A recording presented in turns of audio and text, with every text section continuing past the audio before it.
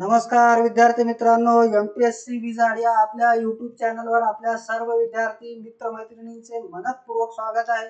मित्र हो, आपण स्वस्त असाल, मस्त असाल आणि आपला जो काही स्पर्धा परीक्षेचा अभ्यास आहे तो पूर्ण ताकदीने चालू असेल ही अपेक्षा करतो।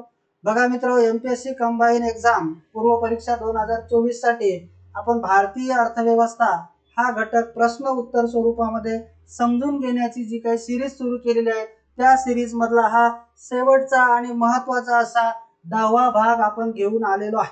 शेवटचा यासाठी की जी काही आपण सिरीज सुरू केलेली होती प्रश्न उत्तर स्वरूपामध्ये, तर या ठिकाणी आपण नेमकी कसे प्रश्न येतात, कुठल्या टॉपिकवर येतात आणि एकूणच भारतीय अर्थव्यवस्थेमधील कोणते टॉपिक आपल्याला परीक्षेच्या दृष्टीने अभ्यासायचे याची ओळख करून घेतली होती। मग हा शेवटचा भाग असल्यामुळे यापुढे व्हिडिओ येणार नाहीत का? तर नक्कीच येणार आहेत मित्र। आणि या पुढची महत्त्वपूर्ण अशी सिरीज आपण घेऊन येत आहे TY2 बेस भारतीय अर्थव्यवस्थेचा विश्लेषण आणि अभ्यास। तर मित्र, नक्कीच आपली या पुढची सिरीज तुम्हाला आवडणार आहे। तर चला आजच्या या लेक्चरला आपण सुरुवात करूया। बघा मित्र, पहिला प्रश्न काय, खालील पैकी प्रादेशिक असमतोलाचे निदर्शक कोणते आहेत? म्हणजे भारतीय अर्थव्यवस्थेमध्ये जर आपण विचार केला तर दारिद्र्य असेल, बेरोजगारी असेल, प्रादेशिक असमतोल असेल किंवा संपत्ती आणि उत्पन्नाचे केंद्रीकरण असेल, यासारख्या प्रमुख आर्थिक समस्या आणि त्यांची सोडवणूक करण्यासाठी आपण नियोजन आयोगाच्या माध्यमातून किंवा आर्थिक विकासाच्या नियोजनाच्या माध्यमातून जे काही प्रयत्न केले त्यावर आयोग वारंवार प्रश्न विचारत असतो। मग हा जो प्रश्न आहे तो प्रादेशिक असमतोलाचे निदर्शक। प्रादेशिक म्हणजे दोन प्रदेशामध्ये कशा पद्धतीने असमतोल आहे हे कशाहून निदर्शक होते किंवा कशाहून आपल्याला दिसून येते। तर बघा, निव्वळ राज्यांतर्गत उत्पन्न म्हटल्यापेक्षा उत्पादन, निव्वळ राज्यांतर्गत उत्पादनाचा विचार केला तर वेगवेगळ्या राज्यामध्ये वेगवेगळ्या राज्याचं जे काही राज्यांतर्गत उत्पादन आहे ते वेगवेगळं आहे। म्हणून काय लक्षात येईल, कुठल्या राज्याचं राज्यांतर्गत उत्पादन अधिक आहे, कुठल्या राज्याचं कमी आहे। महाराष्ट्र असेल, बिहार असेल, उत्तर प्रदेश असेल, हरियाणा असेल किंवा छोटे राज्य आहेत, त्रिपुरा आहे, मणिपूर आहे, तर या राज्यांचा विचार करता निव्वळ राज्यांतर्गत उत्पादन कसं आहे यानुसार सुद्धा आपल्याला प्रादेशिक असमतोल काढता येतो, मोजता येतो आणि तो आपल्याला दिसतो। त्यासोबत बघा, राज्यातील लोकांचे दरडोई उत्पन्न, काही राज्य मोठे असतील, काही छोटे असतील, त्यांचा निव्वळ राज्यांतर्गत उत्पादन कमी जास्त असू शकतो प्रदेशानुसार, परंतु राज्यातील लोकांचं दरडोई उत्पन्न, त्या राज्याचं एकूण राज्यांतर्गत उत्पादन किती आहे आणि त्या राज्यातली एकूण लोकसंख्या किती आहे याचं जे गुणोत्तर असते त्याला आपण दरडोई उत्पन्न म्हणतो। मग राज्यातील जे काही लोक आहेत त्यांचं जर दरडोई उत्पन्नाचा अभ्यास केला तर त्यावरून सुद्धा आपल्याला कोणत्या राज्यामध्ये किंवा कुठल्या प्रदेशामध्ये असमतोल निर्माण झालेला आहे याचं मोजमाप करता येते। त्यानंतर दरडोई विजेचा वापर, जे औद्योगिकदृष्ट्या प्रगत राज्य असतात, ज्या ठिकाणी उद्योगांचा विकास झालेला असतो त्या ठिकाणी दरडोई विजेचा वापर मोठ्या प्रमाणात होतो। शहरांची संख्या असेल, उद्योगांची संख्या असेल, स्वयंरोजगारीत उद्योग व्यवसायांची काय असेल मोठ्या प्रमाणामध्ये त्या ठिकाणी वाढ झाली असेल, कृषी क्षेत्राचा विकास घडून आलेला असेल तर दरडोई विजेचा वापर काय असतो, वाढतो। म्हणजे दरडोई विजेचा वापर किती आहे, कसा आहे यावरून आपल्याला प्रादेशिक असमतोल काढता येतो। त्यानंतर प्रति 1000 व्यक्ती मागे नोंदणीकृत वाहनांची संख्या, ज्या ठिकाणी औद्योगिकरण झालेलं आहे, ज्या ठिकाणी शहरीकरण झालेलं आहे, ज्या ठिकाणी लोकसंख्येचं केंद्रीकरण झालेलं आहे अशा ठिकाणी वाहनांची संख्या जास्त असते। ग्रामीण भागाच्या तुलनेमध्ये शहरी भागामध्ये वाहनांची संख्या काय असते, जास्त असते। म्हणजे यावरून आपल्याला प्रादेशिक असमतोल दिसून येतो। मग हे चारही मुद्दे जर आपण लक्षात घेतले तर चारही या घटकावरून आपल्याला प्रादेशिक असमतोलाचे निदर्शन होत असते। म्हणून या प्रश्नाच्या अनुषंगाने पर्याय क्रमांक 4 या प्रश्नाचं अचूक उत्तर आहे। पुढचा प्रश्न बघूया, लोकसंख्या वाढ आणि आर्थिक विकास यांच्या संबंधासंदर्भात खालील विधाने विचारात घ्या। लोकसंख्या वाढ किंवा आर्थिक विकासाच्या वेगवेगळ्या अवस्थेमध्ये लोकसंख्येमध्ये कशी वाढ होते आणि त्याचा आर्थिक विकासावर नेमका काय परिणाम होतो या अनुषंगाने लोकसंख्या संक्रमणाच्या सिद्धांतावर आपल्याला आयोगाने वारंवार प्रश्न विचारलेले आहेत। त्या दृष्टीने स्टेटमेंट बघता बघा, लोकसंख्या वाढ ही भूमिश्रम प्रमाणामध्ये घट घडून आर्थिक विकासाला खीळ घालते.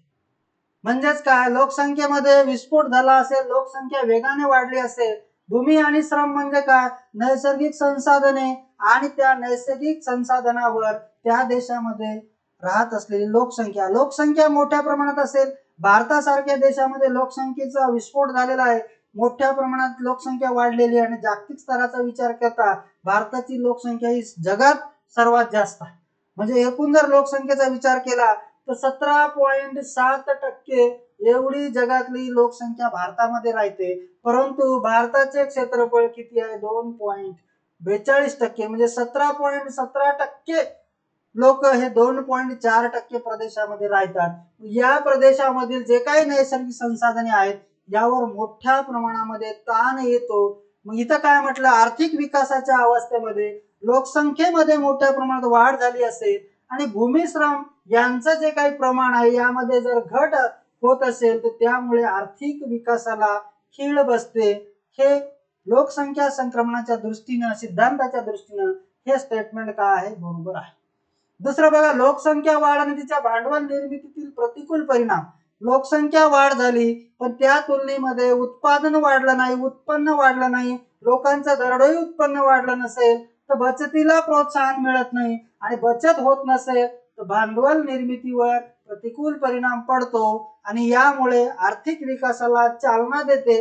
तर नाही मित्र, आर्थिक विकासाला खीळ बसते असं म्हणावं लागेल. म्हणून प्रश्नाच्या अनुषंगाने पहिलं स्टेटमेंट बरोबर आहे, दुसरं स्टेटमेंट चूक आहे. वरील पैकी कोणते विधाने बरोबर आहेत, तर बघा विधान क्रमांक 1 म्हणजेच पर्याय क्रमांक 1 बरोबर आहे असं आपण लक्षात ठेवायचं आहे. पुढचा प्रश्न बघा, खालील विधाने विचारात घ्या. सेवा क्षेत्रातील उत्पादनाच्या तुलनेत रोजगारातील वाढ, रोजगारामध्ये काय झाली, वाढ कमी दराने झालेली आहे, हे सुद्धा लक्षात ठेवायचं आहे. पुढचं काय स्टेटमेंट, 1990च्या काळात सेवा क्षेत्रातील रोजगार वृद्धीपेक्षा भारतातील श्रमिकांची सरासरी उत्पादकता वृद्धी जास्त होती. हे दोनही विधानं परीक्षेच्या दृष्टीने लक्षात ठेवा, बरोबर आहेत. सेवा क्षेत्रामधील जे काही उत्पादनात वाढ झाली आणि सेवा क्षेत्रामधला जीडीपी मधला जो काही वाटा वाढला त्या तुलनेने मात्र सेवा क्षेत्रामध्ये रोजगारामध्ये वाढ झालेली नाही. जीडीपीचा जर आपण विचार केला तर जीडीपी मध्ये सेवा क्षेत्राचा वाटा साधारणतः 57% आसपास आहे, परंतु रोजगाराचा वाटा हा 30% आसपास आहे. एकूणच काय, तर रोजगारामध्ये कृषी क्षेत्राचा वाटा हा 54% आणि वर्ल्ड बँकेनुसार 44% अशा पद्धतीने आहे. म्हणजेच सेवा क्षेत्राच्या उत्पादनामध्ये वाढ झालेली आहे, परंतु त्या तुलनेत रोजगारात वाढ झाली नाही. विधान बरोबर आहे. 1990च्या काळात सेवा क्षेत्रातील रोजगार वृद्धीपेक्षा भारतातील सरासरी श्रमिकाची सरासरी उत्पादकता वृद्धी जास्त आहे. हे सुद्धा विधान परीक्षेच्या दृष्टीने बरोबर आहे. पर्याय क्रमांक 2 या प्रश्नाचं अचूक उत्तर आहे. बाजार किमतीनुसार निव्वळ मूल्यवर्धित पद्धतीशी संबंधित खालीलपैकी कोणते विधान बरोबर आहे. बघा आपल्याला निव्वळ विचारलेलं आहे आणि या ठिकाणी आपण जर बघितलं, कधीही आपल्याला जर निव्वळ काढायचं असेल तर स्थूल मधून मायनस करावा लागेल, तेव्हाच तुम्हाला काय मिळत असते, नेट मिळत असते, नेट किंवा निव्वळ मिळत असते. मग या पर्यायामध्ये ऍडिशन आहे, या पर्यायामध्ये ऍडिशन आहे, म्हणून दोन्ही पर्याय या प्रश्नाचे उत्तर होऊ शकत नाही. उत्पादनाचे मूल्य आणि मूल्यवर्धित उपभोग जर मायनस केला तर आपल्याला निव्वळ मिळेल का, नाही. उत्पादनाचं मूल्य आणि उत्पादनाचा खर्च जर मायनस केला तर निव्वळ आपल्याला काय मिळेल, मूल्य किंवा निव्वळ प्रॉफिट काय असेल ते निघेल, म्हणून हा पर्याय सुद्धा नाही. मग बाजार किमतीनुसार निव्वळ मूल्यवर्धित पद्धतीशी संबंधित खालीलपैकी कोणते विधान आहे, पर्याय क्रमांक 1. या ठिकाणी काय, बाजार किमतीनुसार स्थूल मूल्यवर्धित, इथं जे आहे ते वजा चिन्ह पाहिजे, वजा असं आपण गृहीत धरूया, आणि वजा स्थिर भांडवलाचा उपभोग, उदाहरणार्थ घसारा. म्हणजेच बाजार किमतीनुसार स्थूल मूल्यवर्धित आपण मोजलं आणि त्यामधून स्थिर भांडवली वस्तूंचा जो उपभोग आहे म्हणजेच भांडवलाचा जो घसारा आहे तो जर आपण वजा केला तर आपल्याला काय मिळत आहे, निव्वळ मूल्यवर्धित मिळत आहे. म्हणून या प्रश्नाच्या अनुषंगाने पर्याय क्रमांक 1 हे या प्रश्नाचं अचूक उत्तर आहे. पुढचा प्रश्न बघा मित्र, भौतिक साधनासोबत सांस्कृतिक पातळी उंचावणे हे खालीलपैकी कोणत्या प्रतिमानाचे उद्दिष्ट होते? म्हणजेच वेगवेगळे अर्थतज्ञ असतील, वेगवेगळे विचारवंत असतील, यांनी आर्थिक विचार मांडलेले आहेत आणि या आर्थिक विचारामध्ये त्यांनी ज्या बाबीवर फोकस केला त्या अनुषंगाने त्यांचं प्रतिमान तयार झालेलं आहे. त्यासोबतच भारतामध्ये आर्थिक विकास घडवून आणत असताना पंचवार्षिक योजनेच्या माध्यमातून वेगवेगळ्या पंचवार्षिक योजनेसाठी आपण वेगवेगळे प्रतिमान वापरलेले आहेत. जसं की पहिल्या पंचवार्षिक योजनेमध्ये हेरॉल्ड डोमर यांचं प्रतिमान वापरलं. दुसऱ्या पंचवार्षिक योजनेमध्ये मूलभूत आणि अवजड उद्योगावर भर देणारं PC महालनोबिस यांचं प्रतिमान वापरलं. तसंच 10व्या पंचवार्षिक योजनेसाठी गांधी प्रतिमान वापरलं होतं आपण. आणि या गांधी प्रतिमानामध्ये भौतिक साधनासोबत सांस्कृतिक पातळी उंचावणे हे उद्दिष्ट होतं. म्हणून या प्रश्नाचं जे उत्तर आहे ते पर्याय क्रमांक 1 हे या प्रश्नाचं अचूक उत्तर आहे. बाकीचे प्रतिमान जे आहेत याबद्दल कधीही आयोगाने प्रश्न विचारलेला नाही. खाजगीकरण प्रतिमान म्हटल्यापेक्षा खाजगीकरण म्हणजे LPGच्या धोरणामध्ये खाजगीकरण धोरण आपण स्वीकारलेलं आहे. तर ते प्रतिमान न म्हणता सार्वजनिक उद्योगाचं खाजगीकरण करणे, निर्गुंतवणूक करणे आणि खाजगी उद्योग व्यवसायांना वाढ करणे अशा पद्धतीने खाजगी प्रतिमान आहे. तर बघा मित्र, या प्रश्नाचं जे अचूक उत्तर आहे ते पर्याय क्रमांक 1. पुढच्या प्रश्नाकडे जाऊ. मक्तेदारी व प्रतिबंधात्मक व्यापार पद्धती कायदा 1969 रद्द करून पुढीलपैकी कोणता कायदा करण्यात आलेला आहे? बघा, मक्तेदारी वाढू नये आणि ज्या काही व्यापार पद्धती आहे, प्रतिबंधात्मक व्यापार पद्धती, यामध्ये वाढ होऊ नये म्हणून हा कायदा आणला होता. त्याच्या जागी नवीन कायदा आणलेला आहे, विशेष आर्थिक क्षेत्र कायदा 2005. हा उद्योग धंद्याचा किंवा औद्योगिक उत्पादन वाढवण्यासाठी आणि निर्यातीला प्रोत्साहन देण्यासाठी हा कायदा आणला होता. विदेशी विनिमय व्यवस्थापन कायदा 1999 फेमा कायदा, फेराच्या जागी आपण फेमा कायदा आणला होता. फॉरेन एक्सचेंज मॅनेजमेंट ऍक्ट आहे तो, म्हणजेच काय तर विदेशी विनिमय रेग्युलेट करणारा किंवा व्यवस्थापन करणारा कायदा आहे. वित्तीय जबाबदारी आणि अंदाजपत्रक कायदा FRBM कायदा, FRBM ऍक्ट ज्याला म्हणतो तो, आणि स्पर्धा कायदा. तर मक्तेदारी प्रतिबंधात्मक व्यापार पद्धती कायदा म्हणजे मक्तेदारी आणि प्रतिबंधात्मक व्यापार पद्धती वाढू नये म्हणून 1969 ला जो कायदा होता त्याच्याच जागी आपण स्पर्धा कायदा आणलेला आहे. स्पर्धा कायदा 2002. पर्याय क्रमांक 4 हे या प्रश्नाचं काय आहे? अचूक उत्तर आहे. पुढचा प्रश्न बघा. महागाई नियंत्रणात आणण्यासाठी खालीलपैकी कोणत्या साधनाचा वापर केला जातो? तर मौद्रिक धोरणात बदल करणे, आयात शुल्कात कपात करणे, सार्वजनिक वितरण व्यवस्था, या तीनही धोरणाचा किंवा तीनही साधनाचा वापर केला जातो. मौद्रिक धोरण RBI राबवत असते. व्याजाचे दर कमी जास्त करून किंवा अर्थव्यवस्थेतील चलन पुरवठा कमी जास्त करून महागाईवर नियंत्रण आणता येते. करामध्ये वाढ करून किंवा घट करून अर्थव्यवस्थेमध्ये वस्तू आणि सेवेच्या किमती आपल्याला कमी जास्त करता येत असतात. मग आयात शुल्कात जर कपात केली तर वस्तूच्या किमती कमी होणार आहेत, म्हणजे या साधनाचा सुद्धा वापर करतो. हे मौद्रिक धोरण आहे, राजकोषीय धोरण आहे. सार्वजनिक वितरण व्यवस्था ही एक धोरण आहे किंवा एक सार्वजनिकरित्या जे काही राबवलेली पद्धत आहे. सार्वजनिक वितरण व्यवस्था म्हणजे काय? अशा काही वस्तू की ज्या बाजार भावापेक्षा कमी वस्तूला सार्वजनिक वितरण व्यवस्थेद्वारे पुरवल्या जातात. का? तर त्या मूलभूत आणि जीवनावश्यक वस्तू आहेत आणि त्यांच्या किमती जर बाजारामध्ये मोठ्या किंवा जास्त असतील, अधिक असतील, त्या वस्तू सार्वजनिक वितरण व्यवस्थेद्वारे दुर्बल घटक, गरीब घटक जे लोक आहेत त्यांना हा पुरवल्या जात असतो. म्हणजे तिन्ही द्वारे आपल्याला महागाई नियंत्रणामध्ये आणण्यासाठी याचा वापर करता येतो. म्हणून पर्याय क्रमांक 4 हे या प्रश्नाचं अचूक उत्तर आहे. खालीलपैकी कोणती साधने करेत्तर उत्पादनाची साधने आहेत? करेत्तर उत्पन्नाची साधने आहेत. करेत्तर कर उत्पन्न आणि करेत्तर उत्पन्न हे महसुली अंदाजपत्रकाचा भाग आहे आणि महसुली अंदाजपत्रकामध्ये देणग्या असतील, फी असेल, मुद्रांक शुल्क असेल आणि कर्ज असेल, या सर्वांचा समावेश कशामध्ये होतो? करेत्तर उत्पन्नाच्या साधनामध्ये होतो. कर उत्पन्न आणि करेत्तर उत्पन्न. कर उत्पन्न म्हणजे करापासून मिळणार. मग या ठिकाणी कर आहे का कुठला? देणगी, डोनेशन आहे. वेगवेगळ्या माध्यमातून देशातून आणि विदेशातून जर शासनाला देणगी मिळत असेल तर त्याचा समावेश हा करेत्तर महसुली उत्पन्नामध्ये होतो. फी असेल, सार्वजनिक कुठल्याही आपण कार्यालयामध्ये गेलो आणि सार्वजनिक सेवा उपभोगली असेल तर त्यासाठी फी आकारल्या जात असते. मुद्रांक शुल्क खरेदी विक्रीचे व्यवहार असतील किंवा कुठलेही आर्थिक व्यवहार असतील, या ठिकाणी करत असताना आपल्याला नोंदणी करण्यासाठी मुद्रांक शुल्क जोडावा लागतो आणि मुद्रांक शुल्कच्या माध्यमातून जे उत्पन्न प्राप्त होते त्याला करेत्तर महसुली उत्पन्न म्हणतात.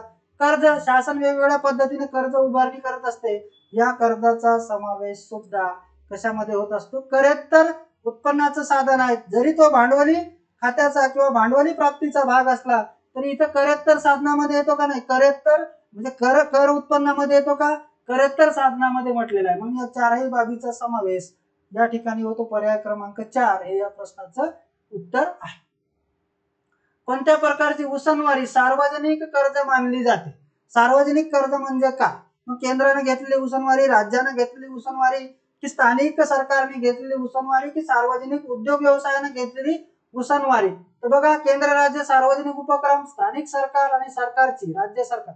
बघा, केंद्र राज्य आहे, स्थानिक सरकार आणि सार्वजनिक उपक्रम या सर्वांनी घेतलेली जे उसनवारी असते त्याला सार्वजनिक कर्ज म्हणतात. म्हणून वरील पैकी सर्व ह्या प्रश्नाचं अचूक उत्तर आहे. पुढचा प्रश्न बघूया. सार्वजनिक क्षेत्रातील प्रमुख राजकोषीय कार्यापैकी अर्थव्यवस्थेच्या स्थिरीकरणासाठी खालील कोणत्या साधनाचा वापर होत नाही, असा तो प्रश्न आहे मित्र हो. तर या ठिकाणी लक्षात ठेवा, सार्वजनिक काय विचारलं, राजकोषीय कार्य आणि अर्थव्यवस्थेच्या स्थिरीकरणासाठी. मग बघा, कराचा विस्तार आणि कराचा संकोच म्हणजेच करामध्ये वाढ करणे, घट करणे, कुठलं कार्य आहे, राजकोषीय कार्य आहे. सरकारच्या माध्यमातून जे काही राजकोषीय धोरण राबवले जाते, या राजकोषीय धोरणाचे एक साधन म्हणून करामध्ये वाढ किंवा घट केल्या जाते. आणि वाढ आणि घट केल्यानंतर अर्थव्यवस्थेतील ज्या काही वस्तू आणि सेवा असतात त्यांच्या किमतीमध्ये बदल होतो. आणि तो बदल कशासाठी असतो, तर अर्थव्यवस्थेमध्ये स्थिरीकरण राहावं, अर्थव्यवस्थेत किंवा आर्थिक घटकामध्ये स्थैर्य राहावं यासाठी याचा वापर केला जातो. राजकोषीय धोरण आहे, राजकोषीय कार्य आहे, राजकोषीय धोरणाचं साधन आहे. कर्ज उभारणे हे सुद्धा राजकोषीय धोरणाचं आहे. आणि उपलब्ध साधनांचे योग्य वितरण करणे हे सुद्धा राजकोषीय धोरणाचं काय आहे, कार्य आहे. उपलब्ध साधनांचे योग्य वितरण म्हणजेच काय, तर अर्थव्यवस्थेमध्ये शासनाच्या माध्यमातून श्रीमंत व्यक्तीवर आणि मोठमोठ्या उद्योगांच्या नफ्यावर कर आकारले जातात आणि करापासून मिळालेला महसूल हा अर्थव्यवस्थेतील आर्थिकदृष्ट्या मागासलेले दुर्बल जे घटक आहेत किंवा ज्या आर्थिक घटकांचा अद्यापपर्यंत विकास झालेला नाही त्यावर काय केला जातो, खर्च केला जातो. आणि त्यामुळे काय होते, उपलब्ध साधनांचे योग्य वितरण घडून येते. आणि असं योग्य वितरण घडून आलं तर अर्थव्यवस्थेमध्ये स्थिरता निर्माण होते. मग हे तीनही कामं राजकोषीय कार्य आहेत. पण काय विचारलं, कोणत्या राजकोषीय कार्याचा म्हणजे वापर होत नाही, तर व्याज दरातील बदल हे मौद्रिक कार्य आहे मित्र. व्याज दरातील जो काही आहे बदल हे मौद्रिक कार्य आहे आणि मौद्रिक धोरणाच्या माध्यमातून राबवल्या जाते. आणि मौद्रिक धोरण आरबीआय राबवते, रिझर्व्ह बँक ऑफ इंडिया राबवत असते. म्हणून या प्रश्नाचं अचूक उत्तर पर्याय क्रमांक 4 आहे. पुढच्या प्रश्नाकडे जाऊया. व्यवहार तोलाच्या अदृश्य आयात निर्यातीमध्ये पुढील पैकी कशाचा समावेश होतो? बघा, व्यवहार तोलामध्ये काय असतात, दोन खाते असतात. एक म्हणजे चालू खाते, करंट अकाउंट्स म्हणतो, आणि दुसरं असते भांडवली खाते, बरोबर. आणि या चालू खात्यामध्ये दोन गोष्टी असतात, एक म्हणजे दृश्य, दुसरी म्हणजे अदृश्य. या ठिकाणी अदृश्य बाबी विचारल्या. वस्तूचा वापर, वस्तू जर बघता आपण त्याला भौतिक काय असते, स्वरूप असते. आणि वस्तूचा व्यापार हा दृश्य खात्यामध्ये येतो. आणि वाहतूक असेल, विमा असेल, गुंतवणूक उत्पन्न असेल, म्हणजेच वस्तू आणि सेवेचा जर विचार केला तर सेवा विषयक जी काय आयात निर्यात नोंदी असतात त्या अदृश्य खात्यामध्ये होतात. आणि वस्तू ह्या भौतिक स्वरूपाच्या असतात, म्हणून याचा समावेश दृश्य खात्यामध्ये होतो. मग या ठिकाणी वस्तूचा नाही समावेश. मग पर्याय जर बघितला आपण तर निघून जातो. पर्याय क्रमांक काय राहील आपल्याकडे, 3 राहील, फक्त ब क ड. कारण इथं वस्तू आहे, इथं सुद्धा वस्तू आहे, आणि इथं वरील पैकी सर्व म्हटलं तर वस्तू आहे. पर्याय क्रमांक 3 हे या प्रश्नाचं अचूक उत्तर आहे. निर्यातीला प्रोत्साहन देण्यासाठी भारत सरकारने अनेक मंडळे आणि संघटना स्थापन केल्या, त्या आहेत. कोणत्या आहेत बघा, पर्याय स्टेटमेंट 1 बघा, निर्यात विकास मंडळ, निर्यात शब्द आहे. शेती आणि प्रक्रिया युक्त अन्नधान्य निर्यात विकास मंडळ, निर्यात शब्द आहे. वस्तू मंडळे, इथं निर्यात शब्द नाही, परंतु वस्तू मंडळे सुद्धा निर्यातीला प्रोत्साहन देण्यासाठी स्थापन करण्यात आले. डी स्टेटमेंट काय, पायाभूत सुविधा विकास आणि वित्तीय महामंडळ. पायाभूत सुविधांचा विकास करण्यासाठी आणि हा विकास घडवून आणण्यासाठी वित्तीय तरतूद किंवा वित्तीय सोयी सुविधा उपलब्ध करण्यासाठी पायाभूत सुविधा विकास आणि वित्तीय महामंडळ याची स्थापना करण्यात आली। याच्या आधारे आपण निर्यात प्रोत्साहन करतो का? नाही, डायरेक्टली नाही, इनडायरेक्टली करू शकतो। म्हणून पर्याय जर बघितला तर ए, बी आणि सी यांचा समावेश निर्यात प्रोत्साहन काय अनेक मंडळे आणि संघटनेमध्ये केला जातो। पर्याय क्रमांक 2 हे या प्रश्नाचं अचूक उत्तर आहे। दुसरा प्रश्न बघा मित्र, खालील विधाने विचारात घ्या। मौद्रिक धोरणाच्या अंमलबजावणीसाठी रिझर्व्ह बँक ऑफ इंडिया मुख्य संस्था आहे आरबीआय। विधान बरोबर आहे का? नक्कीच बरोबर आहे। आणि हा क्वेश्चन तुम्हाला अगदी सोपा वाटत असेल कारण तुमचा अभ्यास चांगल्या पद्धतीने झालेला आहे आणि एक सोपा क्वेश्चन असा वाटतो, परंतु अभ्यास झाल्यामुळे तो सोपा वाटतो, परंतु तो सोपा नाही, लेंदी क्वेश्चन आहे, टाइम कंझ्युम करणारा क्वेश्चन आहे। म्हणून असे क्वेश्चन सुद्धा सोपे असतात, परंतु तिथे टाइम मॅनेजमेंट अत्यंत महत्वाचं असते। आर्थिक विकासाला गती देणे मौद्रिक धोरणाचे उद्दिष्ट आहे, बरोबर आहे। कोणते उद्दिष्ट आहे? आर्थिक विकासाला गती देणे। मौद्रिक आणि राजकोषीय धोरण कशासाठी राबवतो आपण? आर्थिक विकासाला गती देण्यासाठी। बँक दर हे मौद्रिक धोरणाचे साधन आहे, बरोबर आहे। बँक दर, आरबीआय जे काही बँक दर आकारत असते तो कशाशी संबंधित आहे? मौद्रिक धोरणाशी संबंधित आहे। सगळे विधान बरोबर आहेत, म्हणून पर्याय क्रमांक 4 हे या प्रश्नाचं उत्तर आहे। पुढचा प्रश्न बघा मित्र, विशेष आर्थिक क्षेत्रामध्ये पुढीलपैकी कशाचा समावेश होतो? विशेष आर्थिक क्षेत्राचा जो काही विकास किंवा विशेष आर्थिक क्षेत्र कशामुळे निर्माण करण्यात आलेले आहे भारतीय अर्थव्यवस्थेमध्ये?